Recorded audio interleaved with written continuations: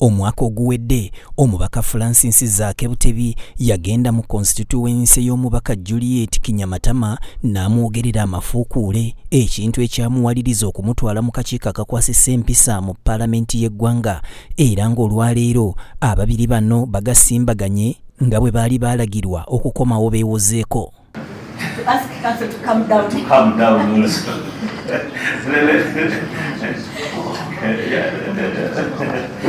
As a woman member of Parliament for Rakai District, and also among my fellow members of Parliament and my family members, but mostly at national level. Omubaka Juliet Kinyamatama aleese abajulizi abaweredde ddala 5 okujulira ku ebyo Zaake bye yayogera ng'alyera akaayi. Okubadde Kawuma Stephen, Serebe Daudi, Kalemeera William ne Ronald Serwanga. Akatambi Zaake mwe yayogerera amafuukuule kazannyiddwa, era wano omubaka Kinyamatama n'ayanjula ensonga ze, mwagambidde nti ebyayogerwa Zaake byali bimuweebuula ng'omubaka era ng'omuzadde. Ate tulinayo kannaluma tubakayita Kyamatama atako kafuneneneneneno kabera wali eri kumpi kabanga aketundo wetunzi mu Parliament mukunya tubake mutuweza bannange kisirani mu Parliament era ko temubakola ki kubanga abo bakyafuna okusinya mu busibe mu Parliament eri mu Parliament kuka useless The video clip went viral on all social media platforms, including YouTube, Instagram, X. It has caused many social media users to use all sorts of ill-found comments on disparaging my reputation. Ono asabye akakiiko okubonereza Zaake nga kamuwa ebibonerezo ebiwerera ddala 4, nga wano Zaake alina okukeberebwa omutwe okulaba obanga ddala ategeera bulungi. Ekirala, Zaake alina okugobwa mu ssetteeserezo ekiseera kyonna ekisigaddeyo eky'entula za Paalamenti, era ng'alina n'okumwetondera mu lujjudde lwa Paalamenti ng'etudde olw'okumuswaza. Of the national mental facilities to ascertain the mental state of the member given his conduct in and out of Parliament. My second prayer is that the Honourable Zaake is suspended from the House and all its precincts for the rest of the session of this 11th Parliament.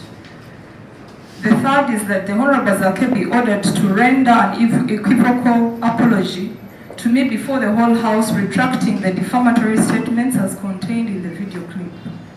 Wakati mu mbeera eno, munnamateeka wa Zaake Lukwago amwokyezza kajojijoji w'ebibuuzo ng'amubuuza ku mannya ge agali ku ndagamuntu, mulonzi w'era akaayi oba si mulonzi w'era akaayi, era n'amubuuza gwe Kyamatama oba gwe Nalumansi, oli malaaya oba toli malaaya, ekintu ekijja Kinyamatama mu mbeera n'atabukira Lukwago. Can you tell this honorable committee the full name, the full particulars of the name on the voters register? If you know. Honorable Chair, I think we also need to respect each other. He asked me my name, I mentioned it. Asked me for my national ID, mentioned it. It was read. My statement is clear. If you're critiquing what is on my statement, make it clear. I gave you everything. I have said it 100 times. And I am Juliet Suwi Kinyamatama, Juliet K. Juliet K. Suwi Kinyamatama. The order doesn't matter. I know the rule. That governance. And just know that this is a formal process.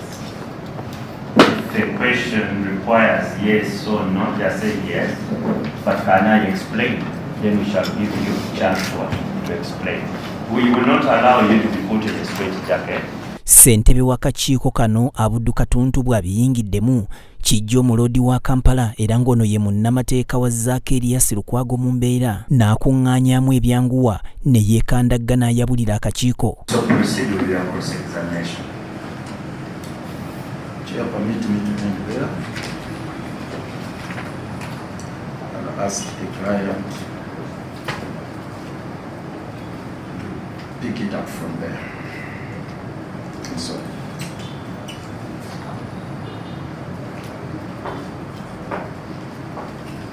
I'm sorry.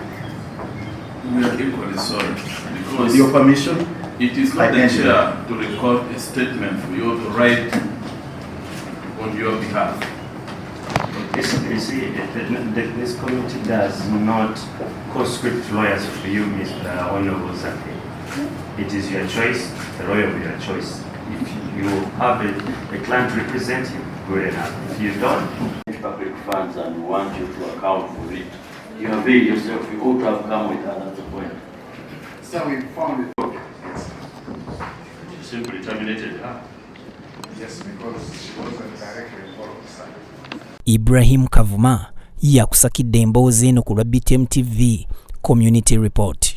You avail yourself, you ought to have come with another point. So